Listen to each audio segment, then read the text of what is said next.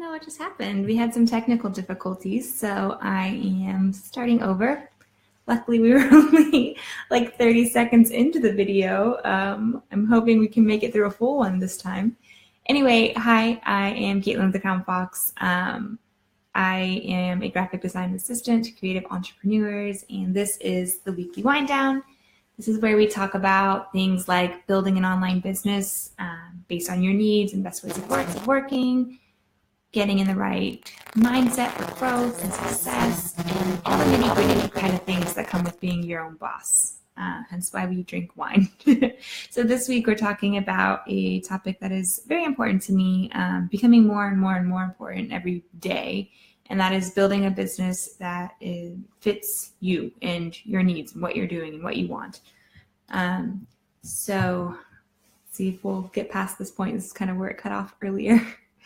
In the beginning of kind of starting my business, it was always really strange to me because growing up and throughout college, the idea of being my own boss and going kind of freelance was a really not on the radar, not something I wanted to do. I went to art school and a lot of conversations revolved around going freelance, and I was always like, no, thank you. That sounds like the worst idea. I'd rather have some stability and be able to know where paychecks are coming from and when they're coming. But 2.5 years later, here we are, and I am totally doing the freelance thing, business owner thing, being my own boss, and I love it. There's no regrets. This is definitely the path for me, and yes, it can be hard and super scary and very challenging at times, but there are also just so many perks that I don't see it going any way else for me in the long run.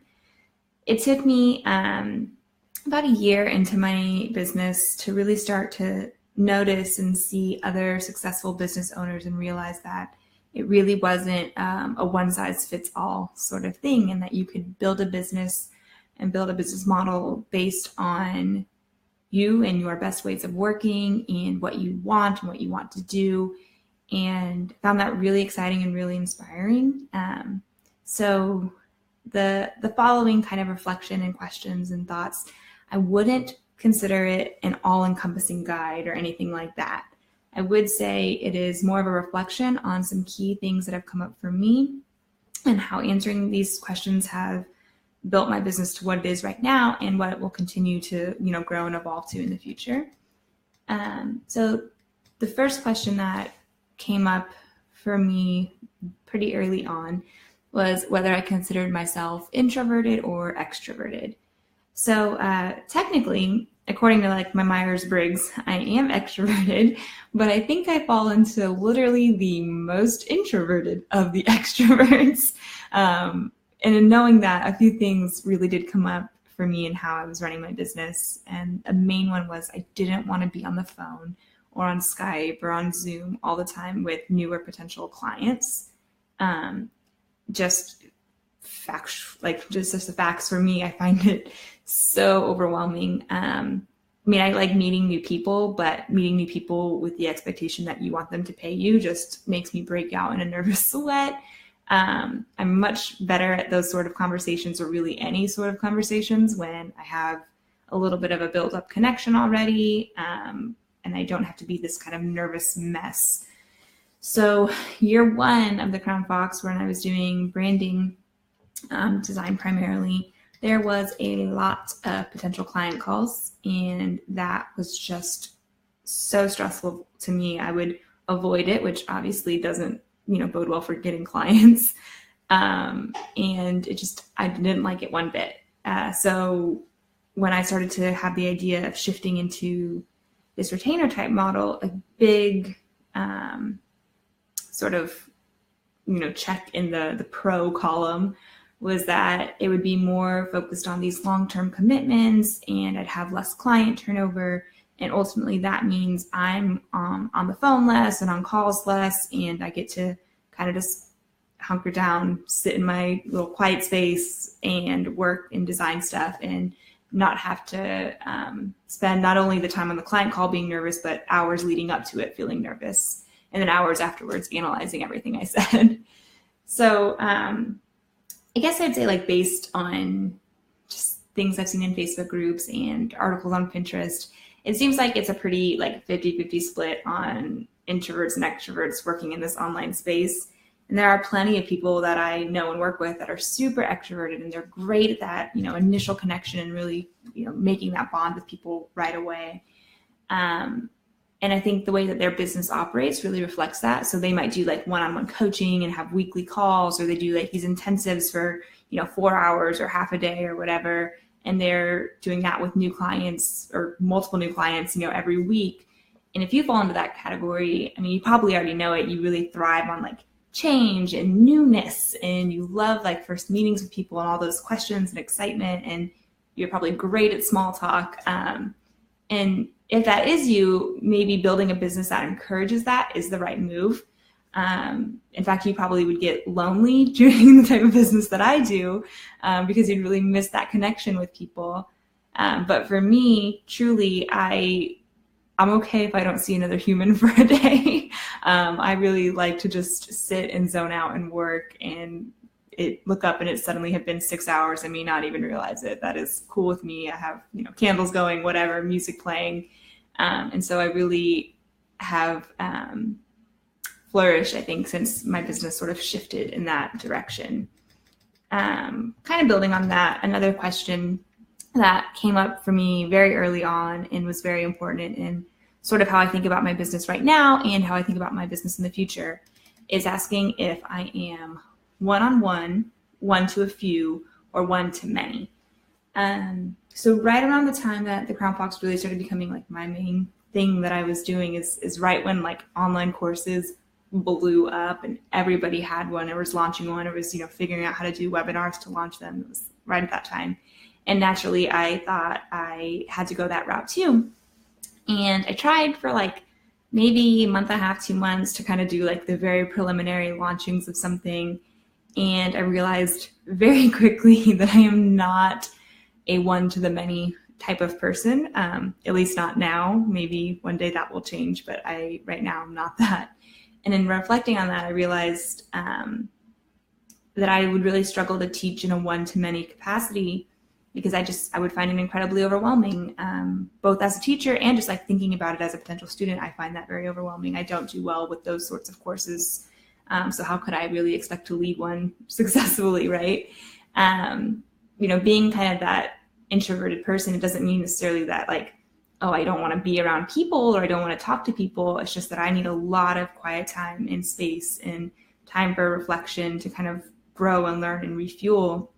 And that kind of one to many seems a little bit too kind of fast paced and go and getting on webinars and being present and being, professional and wearing makeup and doing my hair every day and all of that kind of stuff. So it just didn't seem like a great fit for me. And it also isn't the best way that I make connections with people. I'm much better at the one-on-one or one to just a few in that way. So my thoughts here are, if you are someone that has maybe taken a larger course and felt really good about it and felt like it helped you, you might fall into the category of someone that can then turn around and teach in that way. When you think about scaling like courses and things like that might be a good direction for you.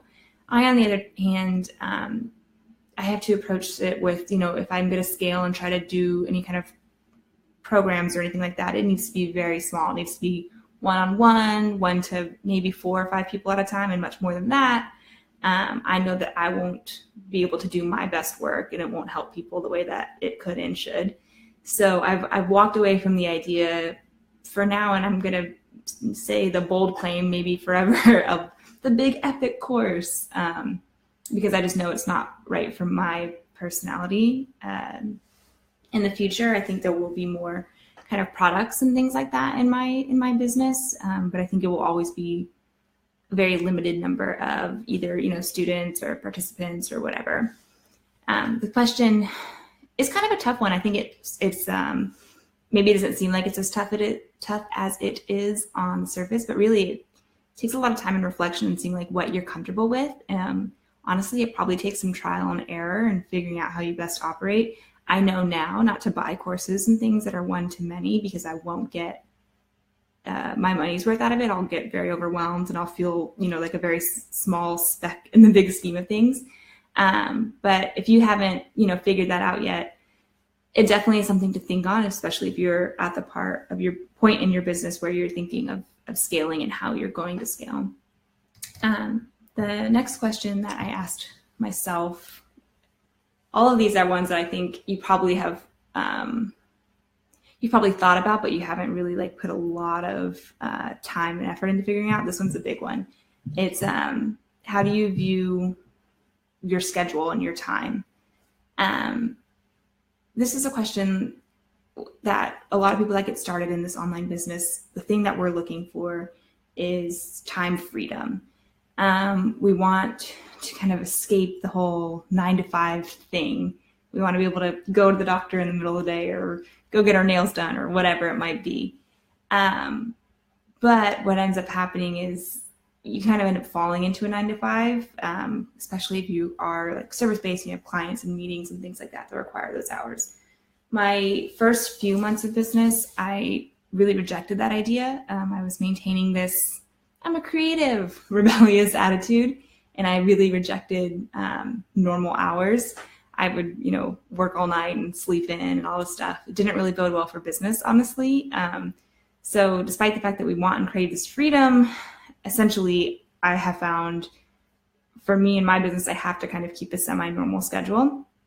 I've since adjusted. It's actually been really good for me. I work better with a little bit of regimentedness in my life. But I do think it's just something that you need to kind of take some time and answer for yourself and think on for yourself. If it is so important that you do have this time freedom and that nobody's needing you to be on call or needing you to be able to check in at this time, every week or whatever, if that's the most top priority for you, honestly, it might be worth looking into something like a product-based business or something like that, because then it's less of you having to adapt and meet other people's schedules. Moving ahead in my business, that is something that I think about a lot because there are other goals and things that I want to accomplish involving travel and things like that, which would obviously put a little bit of a dent in keeping normal hours. So thinking ahead and answering those questions, I have to start thinking about how I can shift it where it's not me designing hourly, but maybe something where there's, templates or something that I can also sell or whatever that can give me back some of that time freedom. And I think for a lot of service-based people, we start off just doing whatever our skill is hourly, and that's great. But if long-term your goal is to move away from that and to have more of that time freedom, start putting things in place now that will get you a step closer, every quarter, every year to being, more of a product base or more of a consultant role or something where you're not so stuck to everybody else's schedule that you work for. And then big last question that has been on my mind, especially recently with some big shifts in my business, is do you want to kind of play it safe or do you want to go all in? And this applies to both service and product-based businesses. What I mean by that is, do you want a small number of really big, awesome clients, maybe corporate clients, or do you want a lot of smaller clients? And for products, that would be one really big, expensive product or a bunch of smaller products. Both have their pros and cons. If you have big clients, just a few of them, you're kind of switching gears less often. You might be able to devote entire days just to one client. You have less clients, so there's less, oh shit, panic moments from them. There's just less people to do that to you and stress you out and make your life, up in a whirlwind suddenly. And overall, you'll probably just get more comfortable with the client and their team and everything. The other hand of that is if you only have a few big clients and somebody doesn't pay an invoice on time or at all or something like that, a big chunk of your income is gone. So opposite of that is a pro. We'll have a lot of smaller clients if somebody is late on an invoice and it's not the end of the world because you have other invoices coming in. So for the first while of me doing this retainer type work, I kind of fell into a lot of smaller clients realm. It felt safer to me, and I really hate saying no to people. So that's been fine. But lately there's been a shift, and wasn't necessarily intentional. I did put out probably the vibes of getting bigger clients because I've raised my prices and because I've, bettered my skills and everything like that. But I've gained a few really big clients. So I'm sort of in this in between right now and not entirely sure of which direction I want to push it in. So that's something that I've been putting a lot of reflection on lately and trying to figure out, what best fits me, what best fits my goals, what best fits the future of the Crown Fox and my life and everything like that. So deciding which answer is right for you, it honestly might take experience on both sides of it to see where you feel most comfortable. I will say if you do have a lot of smaller clients, it is a lot more, in my opinion, stressful. So if you're good at kind of handling that stress and being the calm one, then you might be great at that. If you are someone that, if somebody gets worked up, it works you up and you get all anxious, maybe having a smaller number of clients is the better route to go. So those are some of the main questions that have really helped shape my business now so far, and obviously will continue to affect my business and how it grows. Where I'm at right now, it's good. It leaves me a lot of time for, self-care and things like that throughout the day.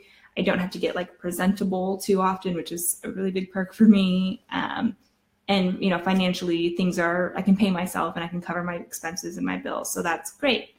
And that's not to say that there aren't other questions that have come into play. The 4 that we just talked about are the ones that were just the most important in sort of shaping where I'm at right now and what decisions I've made and where I've come to.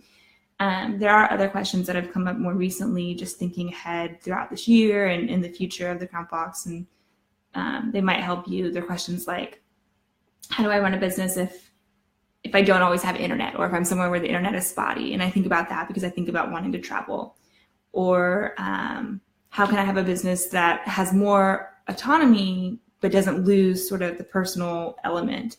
My favorite thing about how my business is now is that relationship I have with clients. I love being a part of their team, but I know that I need to systemize and streamline more. So how do I, where's the give and take in that? And then thinking kind of about that last question, but in terms of products, do I want a big product or do I want a few smaller products? And I don't have the answers to those ones yet. Those ones are still working through and being part of my reflection and times like that. But depending on where you are in your business, I thought that they might help you. So my question to you is, if you have built a business already that suits you, or if you're working on it, what are some steps that you're taking or some questions that you are asking yourself? And that's kind of it for me. I'd love to hear your response to that or any of this in the comments, either on Facebook or YouTube. And if you liked this discussion, we are doing it every week. So you can sign up with the link on my Facebook page or the link below on YouTube and join us.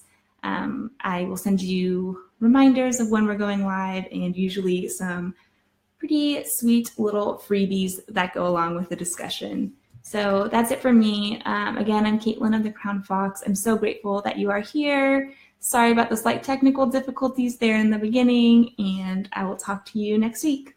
Bye.